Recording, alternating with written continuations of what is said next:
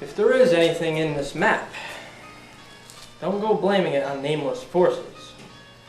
Maybe someone's just trying to scare you. Maybe you have an enemy or two.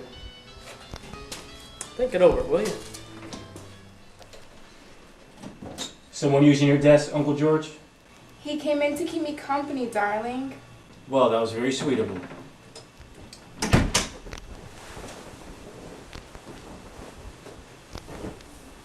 Oh, darling, you must be dead tired. I'm alright. No sleep, and then you have to go back out there again tonight? I said I'm alright. Now, there's no crime on needing some good rest. Now, George, if you don't mind, I have a couple of correspondence to take care of. I've already took care of the mail. And I took the liberty of booking reservations for you. Flight 33, leaving for Miami at 5:45. My pal Sanford owns one of the finest hotels around. George, thanks anyway. There's nothing I'd rather do. But I can't possibly go now. Bob, I gave you my word. If anything were to happen with Henry, you could resign. I talked to Charlie and Bill Hunniger. They understood completely. It's all fixed, son. Well, the situation changed. Until I found out what's going on, I'm not about to resign. So you call up Honecker, you call up Bates, and tell them to meet me tonight at my office at 7:30. At such short notice? Well, the committee can't know what's happening. You're right.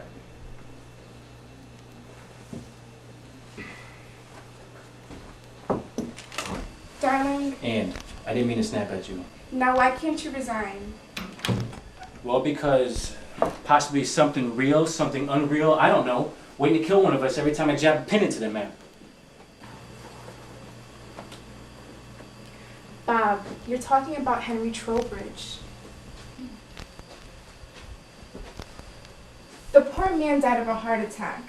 Heart disease is the country's #1 killer. Maybe not in Milford. Oh, Bob, you can't possibly think that map is literally killing people. No, and maybe it's not the map. What about the other day you saw me?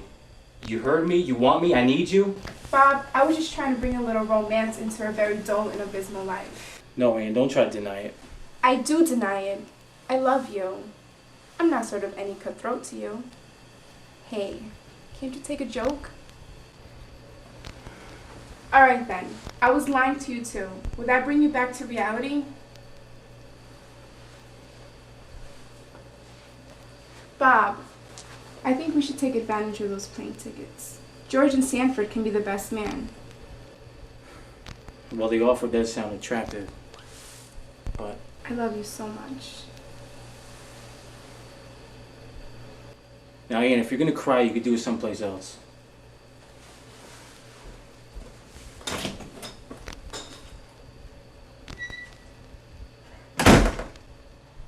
Now, Bob, it's real simple. We're willing to play ball with you. If you want to remain chairman of this committee, we wouldn't think of trying to persuade you. Because we have confidence in you. Full confidence. All the confidence in the world, Bob. Now, all we want, before we break this up, is a promise from you, Mr. Chairman. Before you turn in tonight, you go out to the cemetery. Now, let me finish. You go out there and change my white pin to black. And Charlie's. And George's. It's as simple as that. And go home and right to bed. No, sir. You're not the committee, Bob. You're a chairman with the duty to carry out the will of the majority. We feel you should do as Bill said, because we can put an end to this business once and for all. Otherwise, we could do the resigning right here and now. Well, let me sleep on it. Let's all sleep on it. Well, I don't think you people realize what can be involved here. The motion defeated. Tonight. Well, your devotion to the principle of majority rule moves me deeply. Okay? And good night.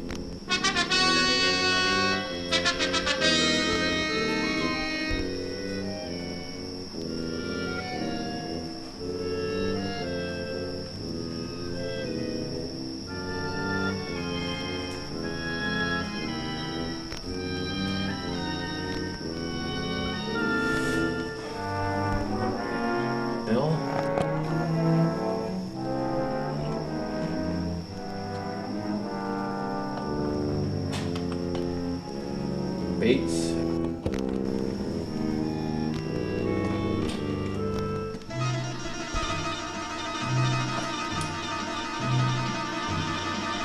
then Uncle George.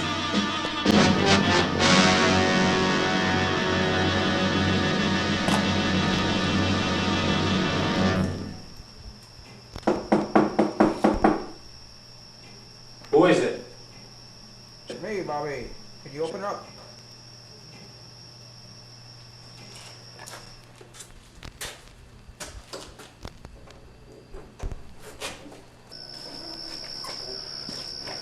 I saw your car lights through my window arriving through the gate, so I came running. You shouldn't have even bothered, McKee. You already put in a full day. I'll see you tomorrow. No, Bobby. Please, Bobby, listen. When you locked him both to this place, I said to myself, now there's a man who knows about this business. That's what I said. He may not know everything that's behind it, but he knows when there's things to be fooled with and when to be left alone. So there's nothing to fear with Bobby Kraft when he's at the door. That's what I said. Now that's fine. Just run along home. Nothing's gonna happen. No, Bob. Please.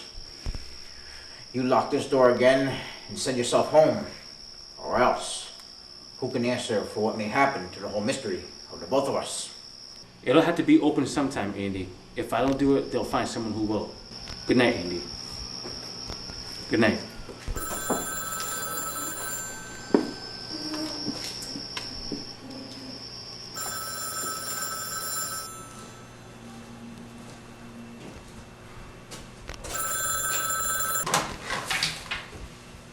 Hello. Is this the Immortal Hills Cemetery? What do you want, Jess?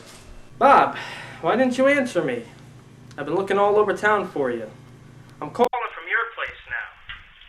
Are you at that cottage again? Haven't you had enough for one day? Jess, I think I've done something terribly wrong. Holy Pete, what are you talking about? Well, we had a meeting at the cemetery committee tonight. Me, Bill Honecker, Charlie Bates, and George. Well, all of us. And they voted for me to come out here tonight and stick a pin in the map for each and every one of their spots. It's like some kind of kid's nightmare. So I did. Now, Jess, I stuck a black pin in each and every one of their spots in the map. Now, if something were to happen to them, it's my fault, nobody else's. Well, nothing's going to happen to them. In fact, they probably did you a big favor. By tomorrow, by this time, all this that you've been worrying about will be nothing but a bunch of hot air. Yeah. Well, I hope you're right, Jess. Well, there's nothing for me to do now but to see this thing through. I think I'll check on her myself, Bob. Bob? Bob? Bob?